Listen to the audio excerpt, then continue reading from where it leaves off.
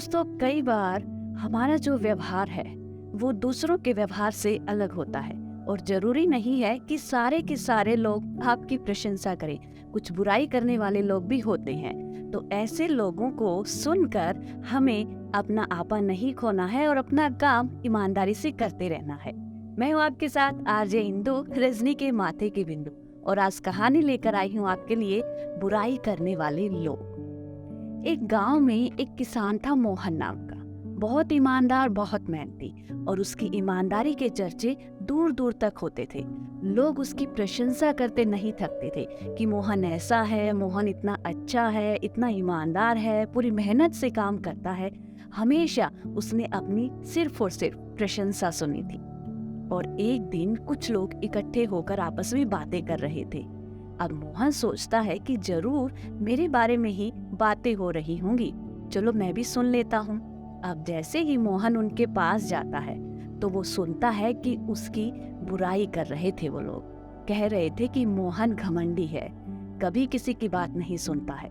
ये सारी की सारी बातें सुनकर मोहन को बहुत धक्का लगता है, बहुत उदास हो जाता है और धीरे धीरे उसके व्यवहार में परिवर्तन आ जाता है।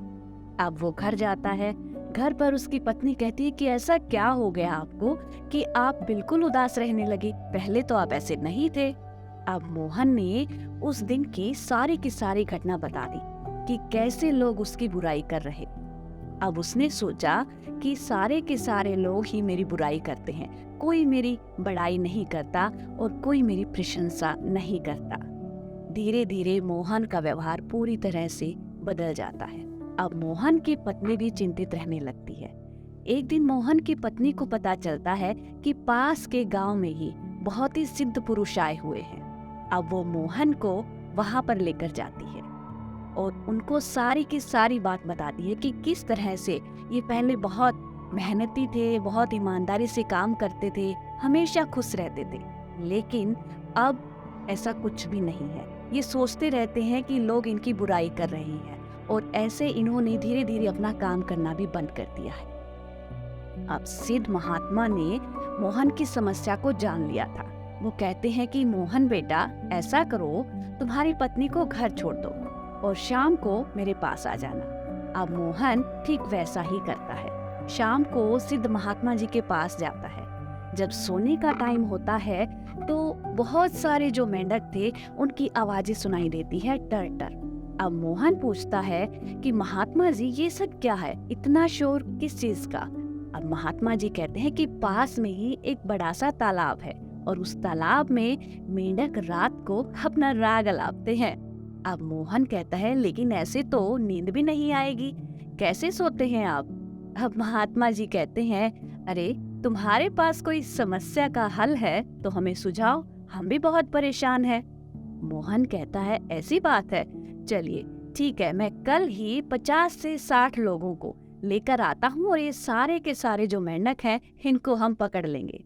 अब मोहन ने वैसा ही किया। सुबह उठते ही गांव के 50 से 60 लोगों को लेकर आता है और मेंढक पकड़ने का काम शुरू हो जाता है। लेकिन शाम तक सिर्फ और सिर्फ 50 से 60 मेंढक ही पकड़ पाते हैं। अब मोहन फिर से महात्मा जी के पास जाता है और कहता है कि महात्मा जी, शाम को तो ऐसा लग रहा था जैसे हजारों की संख्या में मेंढक टर टर कर रहे थे, लेकिन हमारे पकड़ में तो सिर्फ 50 से 60 मेंढक आए हैं, ऐसा क्यों? अब महात्मा कहते हैं कि यही बात तो मैं तुम्हें समझाना चाहता था। हमारी बुराई करने वाले लोग मुट्ठी भर मेंढक के समान होते हैं जो हमारी बुराई करते हैं, और बाकी अगर हम काम अच्छा कर रहे हैं, ईमानदारी से कर रहे हैं, तो अवश्य ही आपकी प्रशंसा होगी। तो कुछ चंद मुट्ठी भर मेंढक जैसे लोगों की बात सुनते हुए अपना काम नहीं छोड़ना चाहिए। अब मोहन को सारी बात समझ में आ जाती है और दोबारा से उसी मेहनत से, उसी लगन से काम करने लग जाता है। अगर आपको ये कहानी पसंद आई है तो इस चैनल को लाइक, शेयर और सब्सक्राइब जरूर कीजिएगा, ताकि और ऐसी कहानियाँ आपको सुनने को मिलती रहें। मैं हूँ आपके साथ आरजे इंदु, रजनी के माथे की बिंदु।